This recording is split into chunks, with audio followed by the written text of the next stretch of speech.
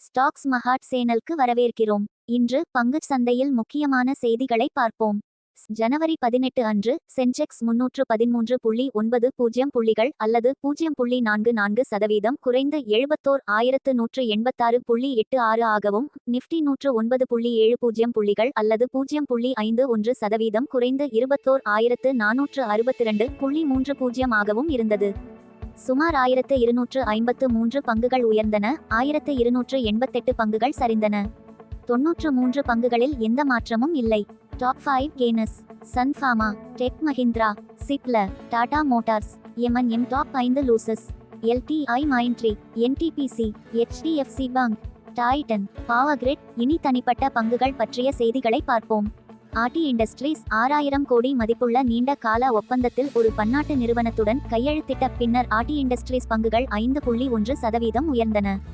அராகல் financial services OFS நிறுவனத்தின் நிகர லாபம் கிட்டத்தட்ட 70% உயர்ந்து 748 கோடி ரூபாயாகவும், செயல்பாடுகளின் வருவாய் 26% உயர்ந்து 1823.6 கோடி ரூபாயாகவும் உயர்ந்தது. ICICI Prudential life insurance ICICI Prudential பங்குகள் 5.43% சரிந்தன. காப்பீட்டாளரின் Q3 VNB புதிய வணிகத்தின் மதிப்பு 29.5% குறைந்து 436 கோடி ரூபாயாக இருந்தது. கோச்சி ஷிப்யார்ட் கொச்சி கப்பல் கட்டும் தளம் கொச்சியில் புதிய உலர் கப்பல் துறை மற்றும் சர்வதேச கப்பல் பழுதுபார்க்கும் வசதியை ISRF திறந்த பிறகு அதன் பங்குகள் 2.11% உயர்ந்தன.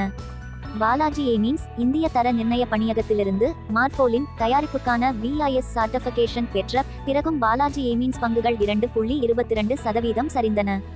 ரெயில்டெல் கார்ப்பரேஷன் சவுத் சென்ட்ரல் ரயில்வேயிடம் இருந்து 82.41 கோடி ரூபாய் மதிப்புள்ள பணி ஆணை கிடைத்த போதிலும் ரெயில்டெல் பங்குகள் 0.37% சரிந்தன.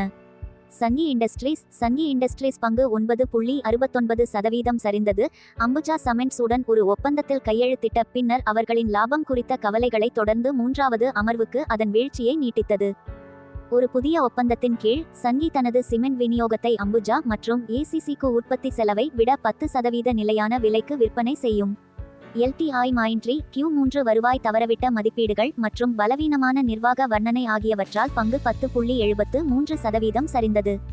நசர டெக்னாலஜிஸ் சீரோதா வின் நிக்கில் காமத் மற்றும் பிற முதலீட்டாளர்களிடமிருந்து 250 கோடி ரூபாய்க்கு ஈக்விட்டி பங்குகளை முன்னுரிமை ஒதுக்கீடு செய்ய நிறுவனத்தின் இயக்குநர்கள் குழு ஒப்புதல் அளித்ததை அடுத்து நசர டெக் பங்குகள் 2.59% சரிந்தன.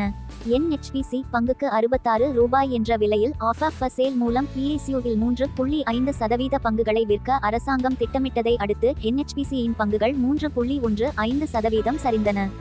இண்டஸ்இண்ட் பேங்க் இண்டஸ்இண்ட் வங்கி தனது அக்டோபர்-டிசம்பர் காலாண்டு முடிவுகளை அறிவித்தது. இது ஒரு வருடத்திற்கு முன்பு 1959 ரூபாய் கோடியுடன் ஒப்பிடும்போது நிகர லாபம் 2297 ரூபாய் கோடியாக 17% உயர்ந்துள்ளது. உருளைக்கிழங்கு சிப் சந்தையில் தனது இருப்பை விரிவுபடுத்துவதற்காக $350 மில்லியன் மதிப்புள்ள பட்டியலிடப்பட்ட போட்டியாளரான பிரதாப் ஸ்நாக்ஸில் பெரும்பான்மையான பங்குகளை வாங்க ஹல்திராம் பேச்சுவார்த்தையில் உள்ளனர். பாலிகாப் இந்திய கம்பிகள் மற்றும் கேபிள்கள் உற்பத்தியாளரான பாலிகாப் இந்தியா வியாழக்கிழமை அக்டோபர்-டிசம்பர் காலாண்டில் அதன் ஒருங்கிணைந்த நிகர லாபம் 15.3% உயர்ந்து 416 கோடி ரூபாயாக அறிவித்தது. ஃபோன்பாக்ஸ் ரீட்டெயில் IPO ஸ்மார்ட் போன் சில்லறை விற்பனையாளரான ஃபோன்பாக்ஸ் ரீட்டெயில் IPO ஜனவரி 24 அன்று சந்தாவுக்கு திறக்கப்படும்.